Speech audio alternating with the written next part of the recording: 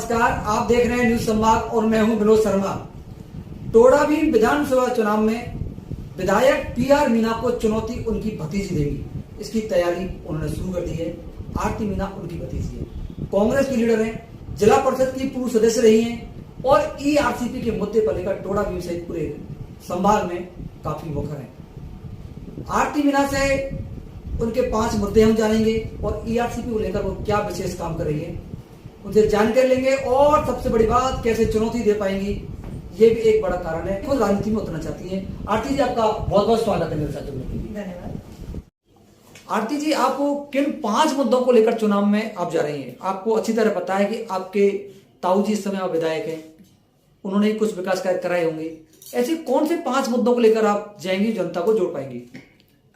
मैं जनता के बीच में सबसे पहले जो हमारा सबसे बड़ा मुद्दा है, पानी का मुद्दा, मैं उस मुद्दे को लेकर चलूंगी। हमारा एक सबसे बड़ा मुद्दा है ईआरसीपी जो अभी चल रहा है।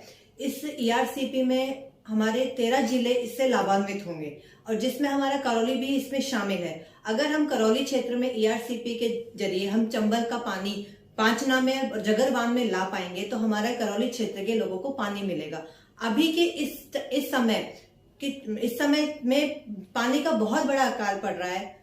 जमीनी स्तर का पानी खत्म हो चुका है। फ्लोराइड युक्त पानी अब जमीनों से ऊपर आ रहा है, जिससे महिलाओं को, यहाँ के बच्चों को बहुत बड़ी समस्या उत्पन्न हो रही है। मैं चाहूंगी कि मैं इस पानी को, इस ईआरसीपी के मुद्दे को लोकसभा में, राज्यसभा में और हमारे विधानसभा स्तर पर हम इसे लेके जाएं, जिससे हम लोगों तक पानी आगे बढ़े। क्योंकि मामला कहाँ अटका हुआ है ईआरसीपी का? ईआरसीपी का मामला केंद्र और राज्य के बीच में अटका हुआ है। केंद्र सरकार कह रही है, केंद्र सरकार ने डीपीआर बना के 50% पानी की उपलब्धता की डीपीआर बना के केंद्र सरकार को भेजी है, और जबकि केंद्र सरकार इसे 75% डीपीआर मांग रही है।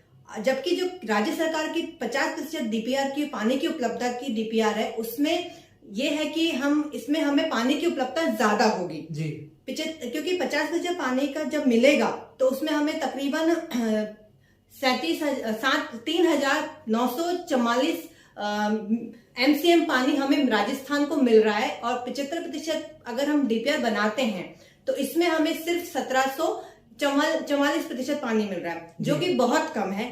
और इसमें अगर हम इसका दोबारा संशोधन करने जाएंगे तो इसमें बहुत वक्त लग जाएगा, जिसमें पहले ही हमारा लगभग आधे से ज्यादा वक्त इसमें खिंच चुका है। अब अगर इसे जल्द से जल्द घोषित नहीं किया गया तो आने वाले टाइम में पानी की विकट समस्या, सूखाग्रस्त हमारा तो क्या राजस्थान बीजेपी में फंसे क्या ईआरसीपी? जी बिल्कुल, ये कांग्रेस बीजेपी में फंसी हुई है। इसमें हमें यहाँ पे एनओसी की जरूरत ही नहीं पड़नी चाहिए, क्योंकि राजस्थान का पानी राजस्थान को देने में क्या दिक्कत है? क्योंकि जो चंबल है जहाँ पे राजस्थान में प्रवेश करेगी, हम उस पानी को ही बांधों तक पहुंचाना चाह रहे हैं। तो यहाँ पे हमें दूसरे राज्य की एनओसी की जरूरत ही नहीं है। तो क्यों केंद्र सरकार इस पर बार बार इसको टालना चाह रही है कि ये हमें एमपी से एनओसी नहीं मिल रही है कि हमें इसको 75% डीपीआर को संशोधित करो? क्यों वो बहाने कर रही है? केंद्र सरकार बहाने लगा रही है। जी बिल्कुल, और उनका इस बहाने को मारने का एक और तरीका उन्होंने इसलिए भी मारी क्योंकि ये जो परियोजना है ये वसुंधरा सरकार ने बनाई थी, और मोदी जी वसुंधरा जी को आगे नहीं आना देना चाहते हैं, तो वो इसलिए इस परियोजना को टाल रहे हैं, ताकि इससे अगर वो ये परियोजना लागू होती है तो यहाँ पे वसुंधरा जी का वर्चस्व हो जाएगा। तो इसमें यहाँ पे उनकी अंदरूनी लड़ाई में राजस्थान परेशान हो रहा है। मतलब भाजपा की अंदरूनी लड़ाई की वजह से ईआरसीपी जी बिल्कुल भाजपा की अंदरूनी लड़ाई से ही ये परियोजना रुकी हुई है। आप बताइए मुझे, जब हमारे पास पर्याप्त राजस्थान ने लगभग 900 करोड़ रुपए इस परियोजना में अपनी तरफ से डाल रहा है, वो कह रहा है कि मैं ये परियोजना, राजस्थान सरकार है वो करने के लिए तैयार है, पर उसको अगर केंद्र सरकार इस परियोजना को राष्ट्रीय परियोजना घोषित करती है तो यह परियोजना जल्दी घोषित होगी, लोगों को पानी मिलेगा। जबकि मोदी सरकार, जब मोदी जी करौली आए थे, उन्होंने इसे राष्ट्रीय परियोजना घोषित करने का वादा किया था 2018 में। तो क्यों नहीं हम इसे परियोजना क्यों नहीं घोषित किए जा रहे? जबकि राजस्थान ने 25 सांसद मोदी सरकार को दिए हैं, तो क्यों नहीं वो हमारे सांसद हैं, वो क्यों नहीं इस परियोजना पर क्यों नहीं बात करते हैं? क्यों नहीं हमारे इस क्षेत्र के लोग इस परियोजना तो कांग्रेस ने क्या किया है इसके लिए अभी तक? कांग्रेस ने अभी इसकी परियोजना जो है उस पर काफी हद तक काम कर चुकी है। राज्य सरकार ने 900 करोड़ रुपए का बजट संशोधन कर दिया है। उसने एक नया विभाग भी गठित किया है। इसमें तकरीबन 150 लोगों की नियुक्ति भी कर चुकी है, ताकि यह योजना का सकारात्मक, राज्य सरकार इस योजना को सकारात्मक रूप ले रही है, ताकि यह योजना जल्द से जल्द लागू किसी भी तरह से की जाए। तो क्या चुनाव में ईआरसीपी मुद्दा रहेगा? जी बिल्कुल, कांग्रेस के चुनाव में ईआरसीपी बहुत बड़ा मुद्दा है। अगर वह विधानसभा चुनाव में नहीं तो लोकसभा चुनावों में हम इसे राष्ट्रीय परियोजना घोषित करने के लिए मांग उठाएंगे। अभी भी तो मांग उठा रहे हैं? जी, हम इसे कांग्रेस के मैनिफेस्टो में मांग करने का मांग उठाएंगे। कांग्रेस के घोषणा पत्र में हम इसे लागू करने की मांग उठाएंगे, ताकि अगर सरकार बनती है तो हम अपने सरकार से अनुरोध करेंगे कि आप इसे जल्द से जल्द लागू करें। अच्छा, आप जाते हैं जब भाजपा के बारे में लोग क्या कहते हैं, ईआरसीपी के बारे में, भाजपा नेताओं के बारे में? भाजपा नेता इस मुद्दे पे कोई बात ही नहीं करते हैं। वो चुप्पी साध लेते हैं। जनता क्या क्या कहना है इस बारे में? जनता तो देखो, भाजपा की हो या कांग्रेस की हो, सब पानी सबको चाहिए जी। दुखी सभी हैं, परेशान सभी हैं। तो हमारा तो यही है कि हमें सिर्फ पानी चाहिए, चाहे वो कांग्रेस सरकार लाके दे, चाहे बीजेपी सरकार लाके दे, हमें पानी चाहिए। आप लोगों को पानी की जरूरत है? बिल्कुल सर। अच्छा बताएं, आपको चुनाव लड़ने का इंटरेस्टेड है टोडा भीम से? जी बिल्कुल। कौन सी पार्टी से? कांग्रेस पार्टी से। आपके ताऊजी विधायक हैं? जी। तो आमने सामने भतीजी और ताऊजी में टक्कर नहीं होगी फिर टिकट के लिए? टिकट देखिए, इसमें टक्कर की कोई बात नहीं है। ये तो आपसे हमारा सामंजस्य है। अगर टिकट उनको मिलेगा तो वो लड़ेंगे और मुझे मिलेगा तो हम लड़ेंगे। मतलब दोनों परिवार में रखोगे टिकट को? परिवारवाद यहाँ पे नहीं है। यहाँ पे कोई परिवारवाद नहीं है। उनको पहली बार टिकट मिला था और मैं बहुत लंबे समय से राजनीति में सक्रिय हूँ। मैं लगभग मैं 7 साल के तकरीबन जिला परिषद रह चुकी हूँ। मैं महिला कांग्रेस प्रदेश सचिव भी रही हूँ। तो मैं मेहनत कर रही हूँ, मैं संगठन में मेहनत कर रही हूँ, तो चाहूंगी कि मैं उस मेहनत का मुझे कुछ फल तो मिले। उम्मीद है कि आपको इस मेहनत का फल जरूर मिलेगा जी। अच्छा, आप वो जिला परिषद सदस्य रही हैं लंबे समय तक, आपके मन में इच्छा क्यों जागृत हुई कि एक आरती मीना को चुनाव लड़ना चाहिए? मन की इच्छा यही है कि मैंने जब क्षेत्र में देखा कि बहुत पिछड़ापन है, तो हम विकास के जरिए, या क्योंकि एक पावर हमें चाहिए, हम बिना पावर के कोई भी काम नहीं कर सकते हैं, तो हम चाहेंगे कि हमें कुछ पावर मिले ताकि हम क्षेत्र में विकास कर पाए। जिसमें नांदोती बेल्ट की हम बात कर रहे हैं, हमें बेल्ट में फिर भी विकास है, पर नांदोती बेल्ट में काफी पिछड़ा हुआ है। तो हम चाहेंगे कि दोनों बेल्ट ही बराबर से रहे, समान है। नांदोती एरिया में क्या समस्या मानते हैं आप? नांदोती एरिया की सबसे प्रमुख समस्या पानी की है। वहाँ पे बिल्कुल पानी नहीं है जी। और जो कुएं हैं, जो तालाबे हैं, वो वहाँ पे वो एक तालाब बना के वो लोग फार्म पॉन्ड बना के वो लोग अपनी जीविका का निर्वहन करते हैं। तो वहाँ की सबसे बड़ी समस्या पानी की है। जल जीवन मिशन, इस तरह की हम योजनाएं हैं जो हम लागू करवाना चाह रहे हैं, ताकि पानी किसी भी तरह से वहाँ पे पहुंचे। आपके एरिया में चुनाव से मामला नहीं है, लेकिन नशे का क्या मामला चल रहा है? नशा अभी इस समय प्रखर स्थिति में है जी, क्योंकि नशा है जो हमारे समाज के युवाओं को बर्बाद कर रहा है। न सिर्फ युवा वर्ग, बल्कि इसमें उन युवा वर्गों के साथ उनका परिवार बर्बाद हो रहा है। तो इसमें सबसे बड़ी प्रमुख समस्या हमें यही है कि हम इस नशे पे लगाम कैसे लगाएं। वो हमारी एक बहुत बड़ी समस्या, क्योंकि हम इसके लिए ये कर रहे हैं कि हम इसका एक ही समाधान है कि हम उन बच्चों को जागरूक करें ताकि वो इससे दूर रहें। ये वर्तमान सरकार के जो अधिकारी हैं वो इस पर काम कर पा रहे नहीं, पर नशे रोकथाम पर काम कर रहे हैं, पर इतनी प्रमुखता से नहीं कर रहे हैं जितना करना चाहिए। इतनी प्रमुखता से नहीं कर रहे हैं, इसके लिए जिम्मेदार कौन है, विधायक या अधिकारी?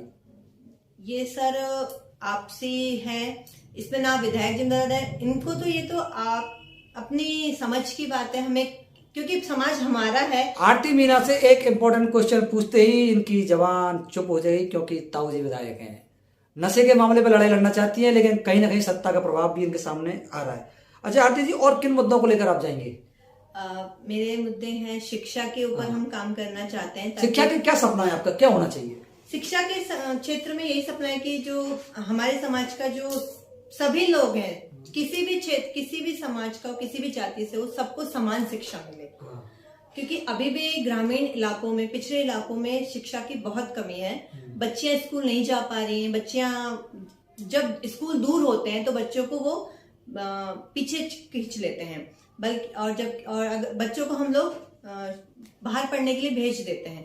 पर अभी क्या है, शिक्षित, हमें अपना समाज पूर्ण रूप से शिक्षित है। जब तक शिक्षा नहीं होगी तब तक हम नशे को भी नहीं रोक सकते जी। शिक्षा के जरिए ही हम नशे पे लगाम लगा सकते हैं। एक मेरा ये बड़ी बात आपने बताई। अब थोड़ा राजनीतिक बात ये करें कि आपके एरिया में विकास कैसा हो रहा है? कांग्रेस सरकार कैसे विकास करा रही है?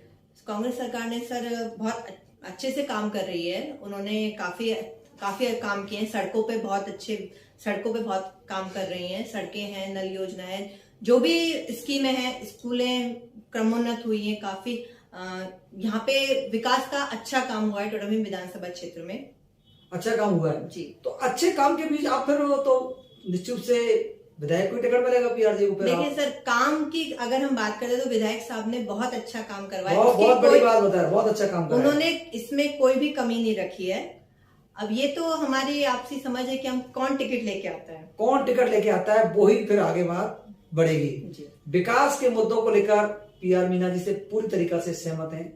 उनकी भतीजी है आरती मीना, जिला परिषद की पूर्व सदस्य रही है। आरती जी, मैं एक लास्ट सवाल ये है कि आपके मन में क्यों एक इच्छा हुई, ग्रामीण परिवेश की महिला एक अधिकारी की पत्नी को चुनाव क्यों लड़ना चाहती है?